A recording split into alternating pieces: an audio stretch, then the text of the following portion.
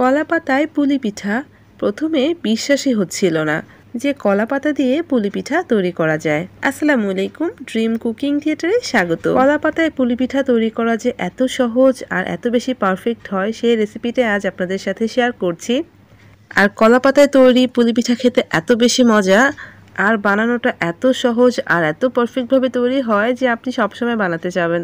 চলেন তাহলে দেখি কিভাবে বানিয়েছি।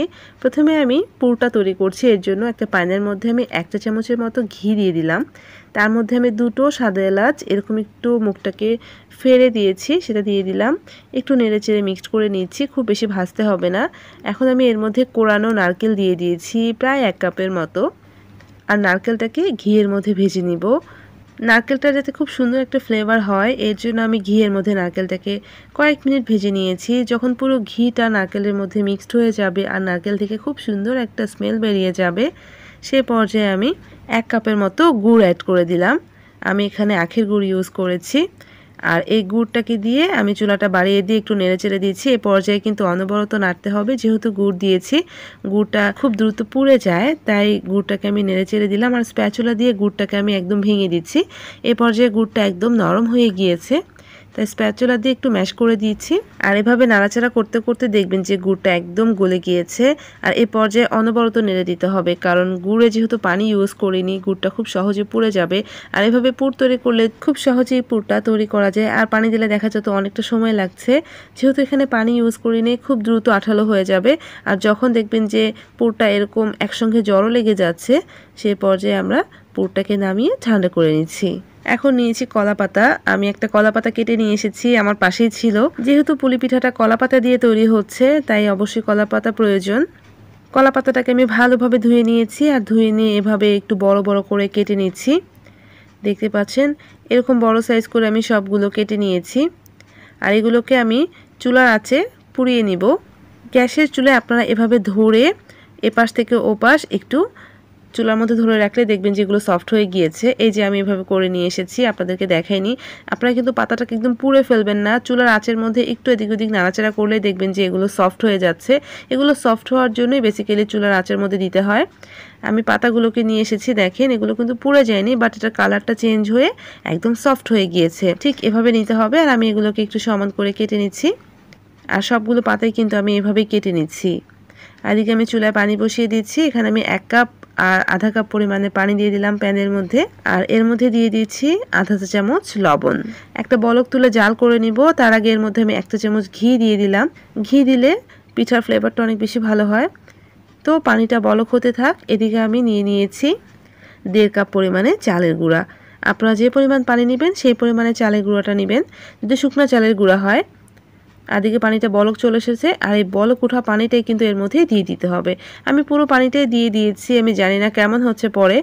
স্প্যাচুলা দিয়ে আমি নেড়েচেড়ে নিচ্ছি, যেহেতু প্রচণ্ড পরিমাণে গরম। আর এই গরম পানিটা দেওয়ার সাথে সাথেই কিন্তু চালের গুঁড়াটা মিক্সড করে নিতে হবে। আমার চালের গুঁড়াটা ভেজা ছিল। আপনারা যদি শুকনো চালের গুঁড়া দিয়ে করেন তাহলে আপনারা সম পরিমাণ পানি দিয়ে করবেন। এখন আমি এর হাতের মধ্যে সামান্য একটু তেল লাগিয়ে নিলাম, স্প্যাচুলাটাকে সরিয়ে ফেলছি। আর এই যে আমরা চালের গুঁড়ার খামিরটা তৈরি করছি, এটা কিন্তু নরম করে তৈরি করতে হবে। মানে ডো আমরা যেভাবে পুলি পিঠার ডো তৈরি করি সেরকম শক্ত হবে না, এটা নরম করে তৈরি করতে হবে। আমি সমপরিমাণ চালের গুঁড়া আর সমপরিমাণ পানি দিয়েছি।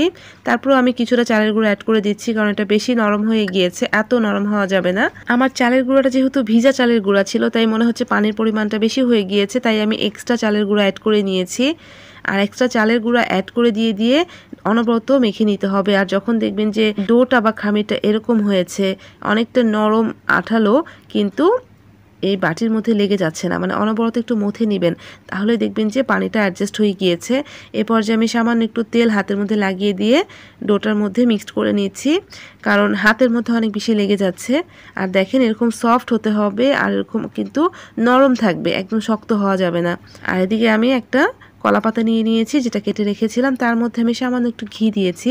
আর ঘি দিয়ে পুরো কলা পাতার মধ্যে আমি লাগিয়ে দিচ্ছি। আপনারা এখানে তেলও ইউজ করতে পারেন, তবে ঘি দিলে পিঠার ফ্লেভারটা অনেক বেশি ভালো হয়। হাতের মধ্যে তেল মেখে নিয়েছি। এখন যে খামিটা তৈরি করেছি সেগুলো আমি হাতের মধ্যে তেল মাখিয়ে নিয়ে এভাবে একটা করে বল নিয়ে নিচ্ছি। এরকম গোল গোল করে লেচি নিয়ে এভাবে হাত দিয়ে ফ্ল্যাট করে দিচ্ছি। একটু হাতের মধ্যে তেল লাগিয়ে নিলে হবে কি খামিরটা হাতের মধ্যে লেগে যাবে না। যেহেতু খামিরটা অনেক নরম, তাই হাত দিয়ে খুব সহজে এরকম গোল করে নেওয়া যাচ্ছে। একদম পাতলা করে ফেলা যাবে না, একটু মোটা রাখতে হবে। আর মাঝ বরাবর আমি তৈরি করে নেওয়া নারকেলের নাড়ুটাও দিয়ে দিলাম বা নারকেলের পুরটাও দিয়ে দিলাম।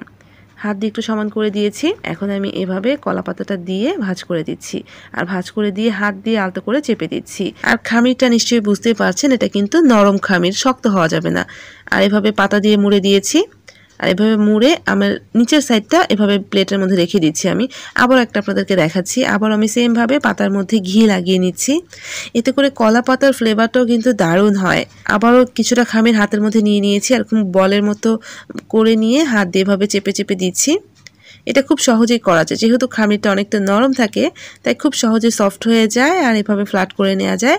আবারও মাঝ বরাবর আমি নারকেলের পুরটা দিয়ে দিলাম, একটু সমান করে দিচ্ছি।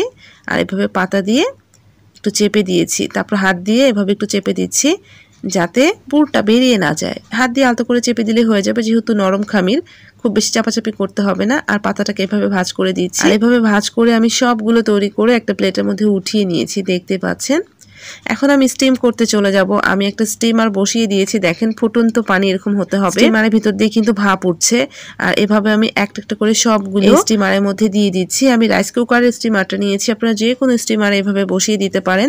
সবগুলো একসাথে দিয়ে দিচ্ছি, এক ঢাকনা দিয়ে ঢেকে দিচ্ছি। আর এরকম ফুটন্ত পানি হতে হবে। ঢাকনাটা কিন্তু ভালোভাবে ঢেকে দিয়ে ঢাকনার যে ছিদ্রটা রয়েছে সেটাকে আমি বন্ধ করে দিচ্ছি। আর এভাবে আমি 15 থেকে 20 মিনিট স্টিমে রেখে দিচ্ছি। চুলাসটাকে মিডিয়ামে রেখে আমি 15 থেকে 20 মিনিটের মতো ভাপিয়ে নিয়েছি। আর দেখতেই পাচ্ছেন পাতার কালার একদম চেঞ্জ হয়ে গিয়েছে আর কতটা ভালোভাবে ভাপানো হয়েছে। পানি কিন্তু একদম টকবক করে ফুটতে হবে। জাস্ট 15 থেকে 20 মিনিট আপনি যদি ভাপে নেন তাহলেই পিঠাগুলো পারফেক্টভাবে তৈরি হয়ে যায়।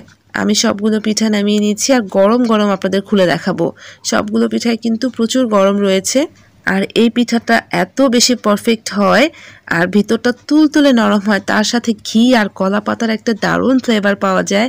যারা মনে করেন পুলি পিঠা তৈরি করার পর ফেটে যায়, ভেঙে যায় বা সিদ্ধ হতে চায় না, তারা একবার এভাবে কলা পাতা দিয়ে এই প্রসেসে পুলি পিঠা তৈরি করে দেখবেন এটা কতটা পারফেক্ট হয়। আমি আপনাদের ভেঙে দেখাচ্ছি, এটা তুলতুলে নরম হয়ে থাকে। আর তৈরি করা কত সহজ দেখিয়ে নিলেন। মানে পুলি পিঠা বেলে নিতে হবে, এ করে নিতে হবে, কোনো কিছুর প্রয়োজন নেই। জাস্ট হাত দিয়ে কলা পাতায় পুলি পিঠা তৈরি করা যায় আর এর ফ্লেভার টোটালি আলাদা হয়, খুবই মজা। কলা পাতার একটা দারুণ ফ্লেভার রয়েছে। আশা করছি আপনাদের কাছে আমার এই আজকের কলা পাতায় পুলি পিঠা রেসিপিটা অনেক বেশি ভালো লাগবে। আর দেখেন পাতার একটা দাগও কিন্তু পিঠার গায়ে পড়ে গিয়েছে, যেটা দেখতে অনেক বেশি ভালো লাগে। তো আমার আজকের এই রেসিপিটা যদি আপনাদের ভালো লাগে প্লিজ একটা লাইক দিয়ে যাবেন। তার সাথে আমার চ্যানেলটাকে সাবস্ক্রাইব করে প্লিজ আমার সাথেই থাকবেন আরও নতুন নতুন রেসিপি পাওয়ার জন্য। সবাই ভালো থাকবেন। আল্লাহ হাফেজ।